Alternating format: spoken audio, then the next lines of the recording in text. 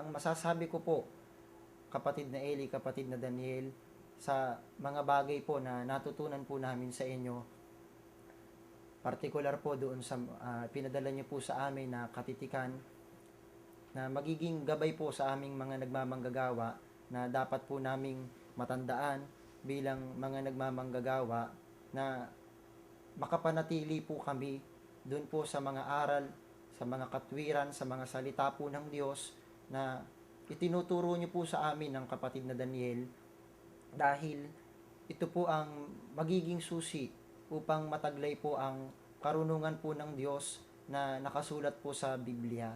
At bilang mga nagmamanggagawa po, dapat po naming palaging matandaan sa aming sarili na yun pong mga bagay na itinuturo niyo po sa amin ay wala po kaming karapatang pangahasan, lalo na kung hindi naman po namin ito lubos na naiintindihan, sapagkat naniniwala po kami, kapatid na Eli, kapatid na Daniel, na kayo lamang po ang dapat po naming pakinggan at wala pong iba.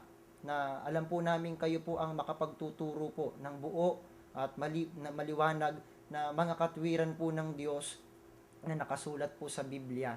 Dahil sa aga ng aming sarili, wala naman po kaming nalalaman at hindi naman po namin kayang ipaliwanag ang mga katwiran po ng Diyos sa Biblia kung hindi rin nyo lang naman po kami gagabayan.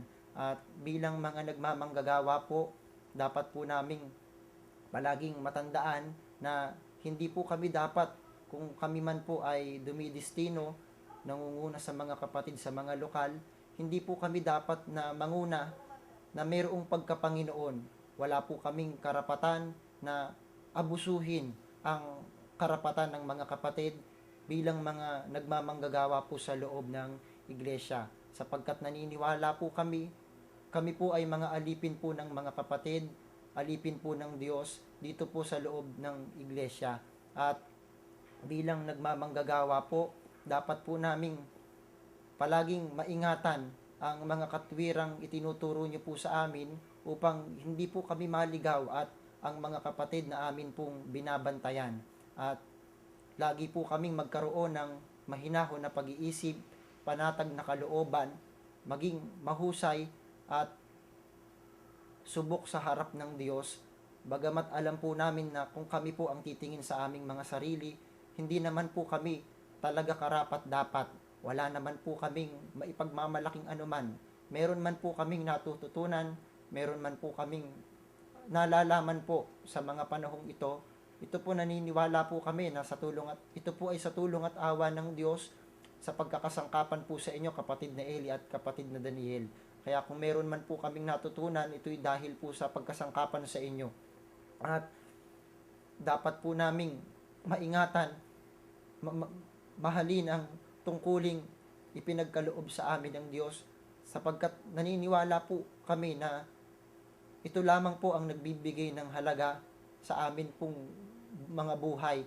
Meron man pong direksyon ang amin pong mga buhay ngayon, ito'y dahil sa tulong at awa ng Diyos, sa pagbibigay niya ng halaga at ng pagkakataong makabahagi po kami sa inyong mga pagpapagal kahit sa maliit po na kaparaanan, kapatid na Eli.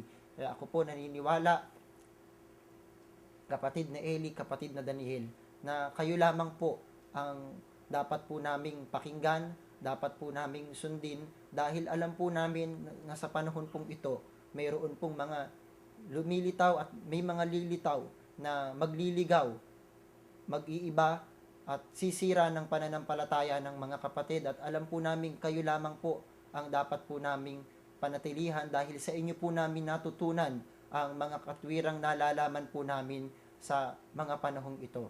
Salamat po sa Diyos.